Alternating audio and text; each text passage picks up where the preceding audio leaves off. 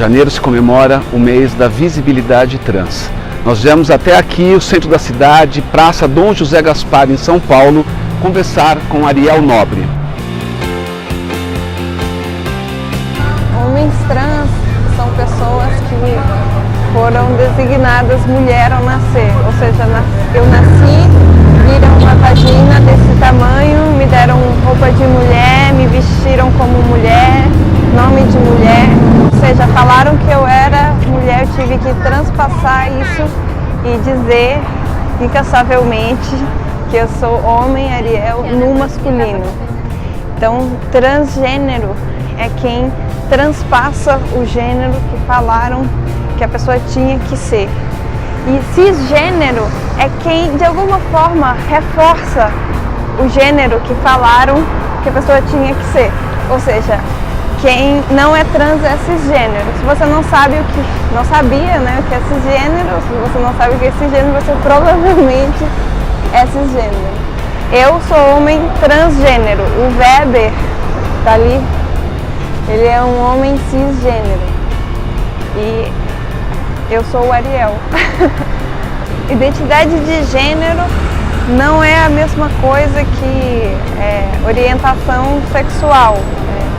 Tem muita coisa a ver, sim, principalmente na nossa cultura, mas são coisas diferentes. Por exemplo, eu sou homem trans, isso é o que eu sou, mas eu também sou bissexual, ou seja, o meu desejo afetivo sexual, ele é diferente do que a minha identidade de gênero. Pessoas trans também podem ser gays, e pessoas trans também podem ser bissexuais, e também podem ser homossexuais, enfim, podem ser até heterossexuais. Podem ser assexuais também. Existe uma diversidade e uma complexidade entre nós. Olha o poste, bicha. Em janeiro de 2016, eu denunciei uma casa de shows no Rio de Janeiro, chamado Circo Voador, porque eles estavam fazendo uma programação chamada Verão Trans, sem nenhum artista trans.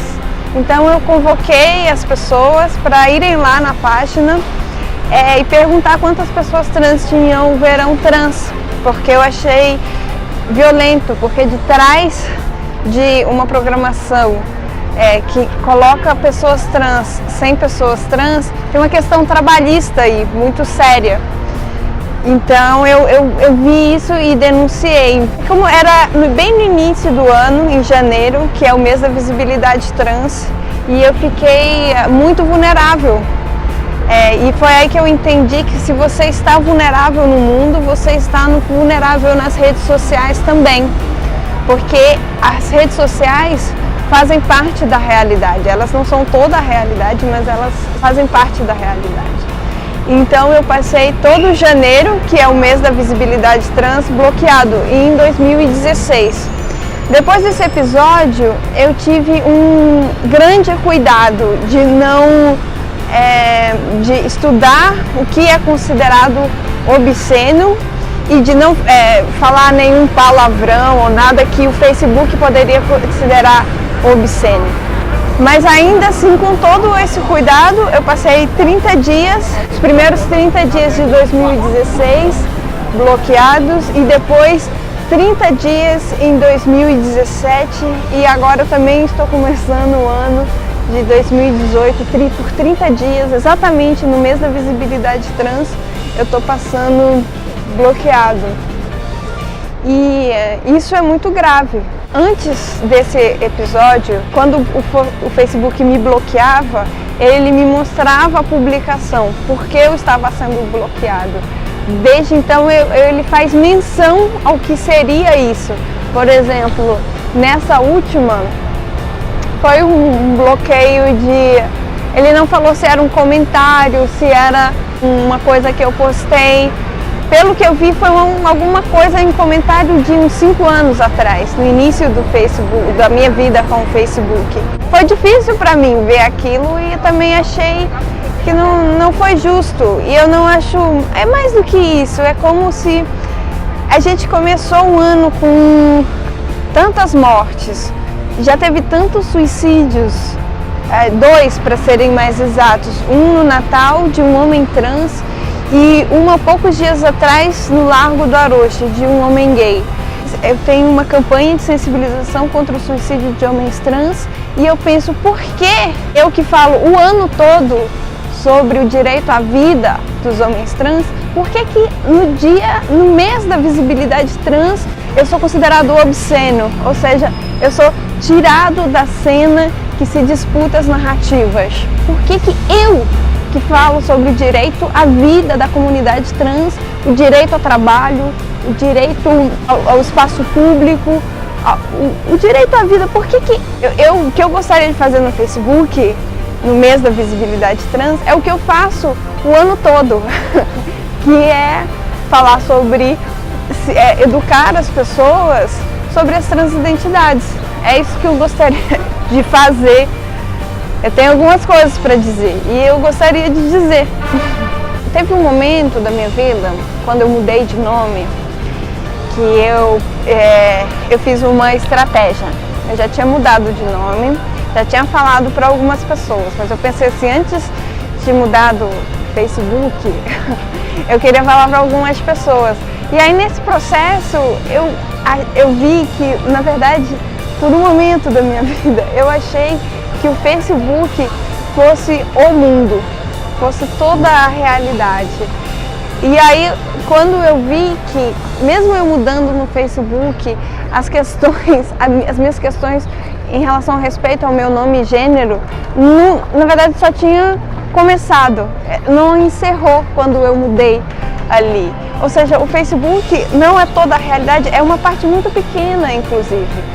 Porém, é lá onde muitos dos encontros acontecem, porém é lá que nós, homens trans, nos encontramos, é lá que o movimento social converge, é lá que muitos dos encontros que acontecem aqui no mundo real começam e é articulado. Por isso é muito grave, não só para mim como trabalhador, de ser tirado do Facebook, isso é muito ruim para os negócios, mas mais do que isso, isso é ruim, isso é péssimo para o ativismo trans e para o movimento social de modo geral.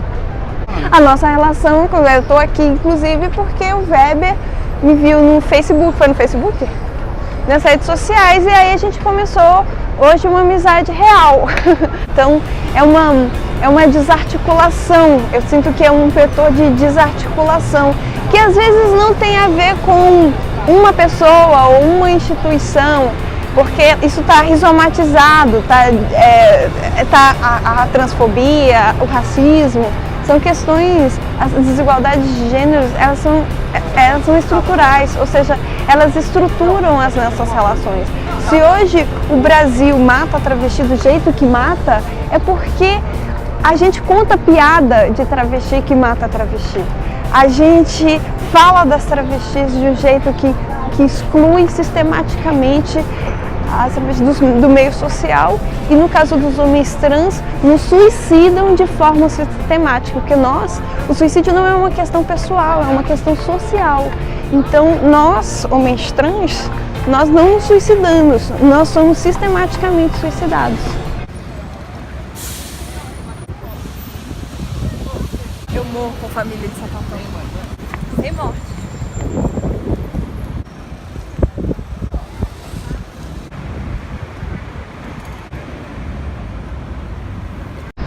O Preciso Dizer Que Te Amo é uma campanha de sensibilização contra o suicídio dos homens trans. Aconteceu quando eu já tinha passado o processo de me entender como homem trans e eu estava com muita dificuldade no processo de pagar as contas como homem trans. Então, eu não tinha perspectiva de vida, não tinha perspectiva de trabalho, de afeto, e resolvi me matar. Só que antes, um suspiro antes, eu decidi escrever minhas últimas palavras para alguém que eu achava que eu precisava dizer, e eu comecei a escrever: preciso dizer que te amo ao meu redor, porque obviamente eu não tinha dinheiro para crédito no celular, também não tinha paciência, não tinha nada, assim, não tinha essas perspectivas e esse capital, que a comunicação não é direito, é privilégio, em forma de boleto. Então eu peguei e comecei a escrever Preciso Dizer Que Te Amo ao meu redor, e aí a noite foi passando, o dia amanheceu, continuei escrevendo Preciso Dizer Que Te Amo, e depois comecei a fotografar por onde eu passava a frase Preciso Dizer Que Te Amo, e hoje Preciso Dizer Que Te Amo é uma campanha de sensibilização contra o suicídio dos homens trans. Preciso Dizer Que Te Amo é uma série fotográfica que você pode encontrar no precisodizerqueteamo.com.br.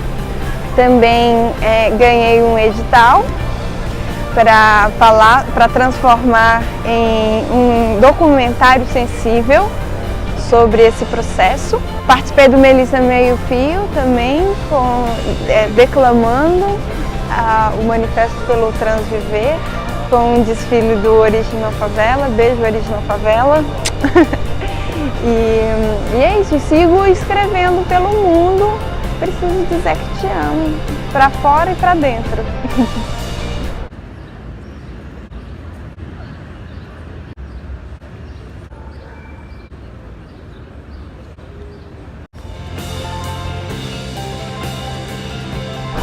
É isso. Um beijo e um abraço.